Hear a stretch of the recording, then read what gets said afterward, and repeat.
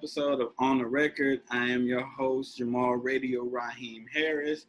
For those who don't know, On the Record is a show where I go to local record stores and buy movies, CDs, vinyls, whatever they got. Take you on a ride and tell you why I got the records, why it's important to me. Since we're quarantined, I decided to show you what I got in my house. Until we run out of stuff to show you what I got in my house, or stuff I just don't want to show you that I got in my house. But today it's CDs only. I'm going to show you the CDs I got because I got a lot of CDs. Without further ado, here we go.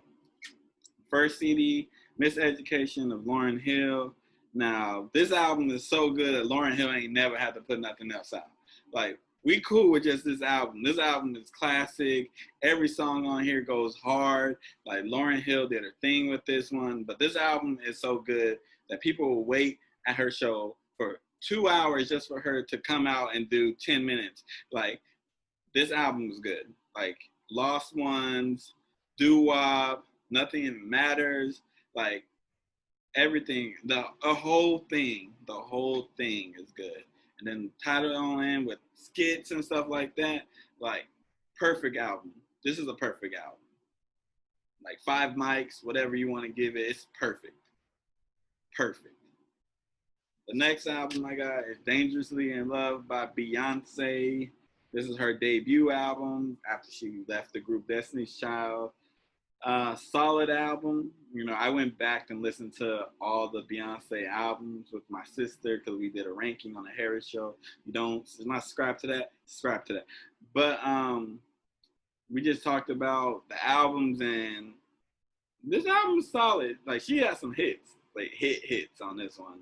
Me, Myself, and I, Crazy in Love, which was everywhere. The Dangerously in Love too. Like, this album has some hits. Not the best album of her catalog in my opinion, but still a solid album. Like, the next album we're gonna go with is Channel Orange by Frank Ocean. This is the album that everybody was loving. This album got people going crazy over Frank Ocean. I don't think Blonde was as good. I think Blonde was good, but I don't think it was as good as this. But this album had like too many hits, too many. This was like when Frank Ocean actually came out too. So this is a solid album, great writing, great production. You just can't say more. This is as close as you can get to perfect. Now, Lauryn Hill's album is perfect. This album is close to perfect, you know. Close, pretty damn close. Next album we're going with is my favorite Kanye West album, and I think the best album. Angela Graduation is not the greatest. Late Registration. Late Registration has diamonds. It has Heard Him Say, like, production. I think this is the best produced album that he has. The lyricism is the best on this album.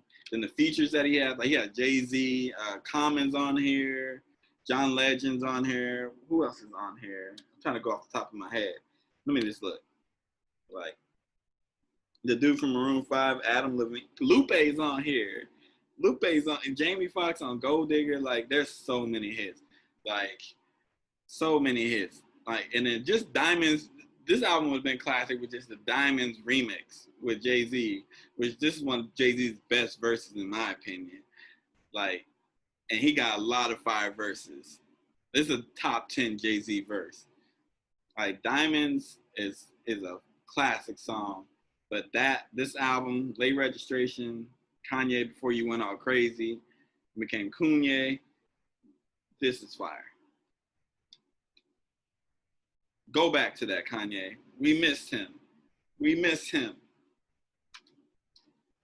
Next album is 2001 by Dr. Dre, The Chronic, 2001. Now, being from the West Side, Best Side, you know, we heard this growing up all the goddamn time. Like kids are coming out, like, listening to this. But this album It's by the greatest producer, so you already know it's gonna be produced well. It got some Still Dre's on here. I think The Watchers on here. Explosive is on here. Like, this is so good. This album is so good. This is a perfect album. I'm gonna say this is a perfect album. Another one of them perfect albums. Like Miseducation. This is a perfect album. Like this song, these songs on here, I wouldn't sing them around my mama because a lot of them disrespectful. They disrespectful.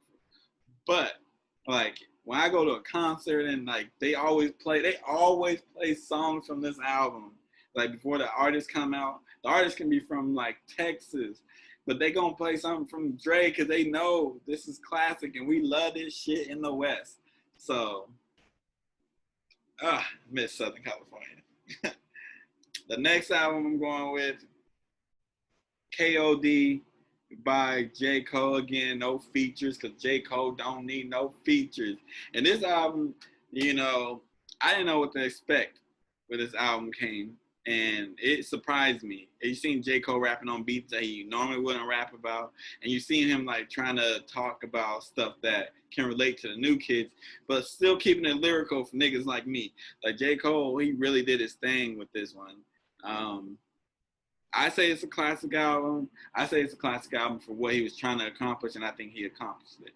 He was trying to relate to a younger crowd, but also keep the crowd that he did have already, and he did that good. Like he talked about kids being on drugs and stuff, and how money's the root of all evil.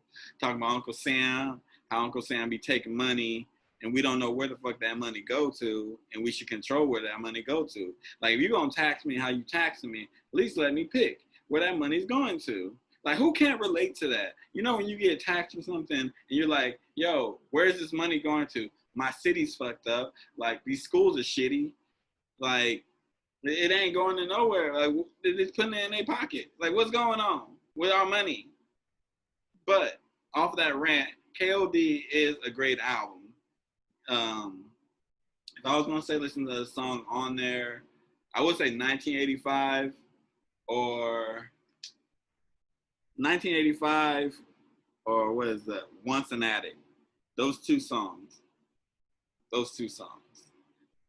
ATM is the single. It was the one that count it up. Everybody knows that song. So I would say listen to 1985. That's probably the one I would go with. It has some calling out mumble rappers though, so you might not like that. So I would say Once an Addict. Listen to Once an Addict. That's the song. The next album I'm going with is Sound of Revenge by Chamillionaire. Now, I'm going to say this again. Chamillionaire is my favorite rapper. If I see anything Chamillionaire, I cop it. Simple. But this album has, you know, of course, Riding Dirty, where everybody knows. But he's much more than Riding Dirty. Yes, I said it. But this one has, like, In the Trunk. I'm going to show you how to get the shine on. You got that. Southern Takeover. Grown and Sexy. Like, this is a good album. For those who haven't listened to it because they think he's just riding dirty, give this shit a listen. Like, just give it a listen. And stop sleeping on my boy Cooper. You know what I'm saying? Like, he's lyrical. He will body somebody. Listen to his mixtape Messiah series, too. I think it's the greatest mixtape series, but I am biased as hell because that's my favorite rapper. But give it a listen. Sound of Revenge, though, great album. Like, there's probably, I would say, I don't like two songs on here. And one of them actually has Lil Wayne on it. I don't like that song. Flying, I just don't like it. I don't know why. I think it was a terrible beat for them. But listen to Sound of Revenge, great album.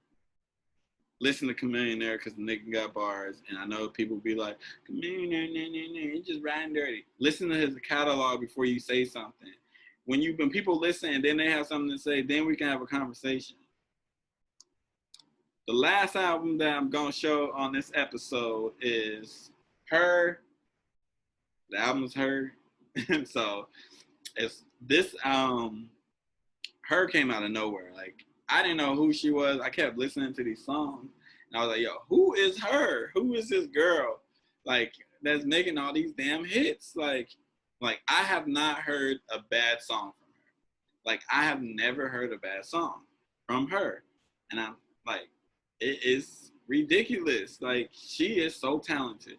Like, when it's all said and done, she's gonna go down. I think she's gonna be one of the greats. I, I'm that, like, I believe in her talent that much. I think she would go down as a top 10, top 5 R&B singer. Like, what she says, some of her songs be having political messages. Like, she really does. Like, she really does that shit. Like, she really does. Like, and she showed us that before, like, her image was all revealed and everything like that. Like, she showed us that, like, yo, let the music speak for itself. And she did that. Like, her could have been a white lady in the South, and I would have been like, oh, that's just still slap. She really showcased that, like, the music speaks for it, because she's an attractive young lady. Like, if she really wanted to come out and sell sex, she could have. But, like, she let the music speak for itself. Like, but this is one talented individual. She can do, like, she play instruments. She be singing, songwriting. Like, what can't she do? Like, she does it all. Musically, she does it all. And I am, like, impressed with her.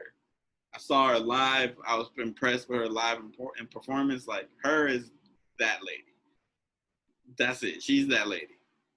She's the new generation's GOAT. Like, she's gonna be that. Like, and if you don't like her, we can't be friends. We can't be friends. You just can't. But this has been another episode of On the Record. I have been your boy, Jamal Radio Raheem. Please like, share, subscribe. Share this with your friends and family. It's free. Sharing is free. It takes 5 seconds. Liking is free. But we out. Peace. Enjoy your time. Stay safe out here.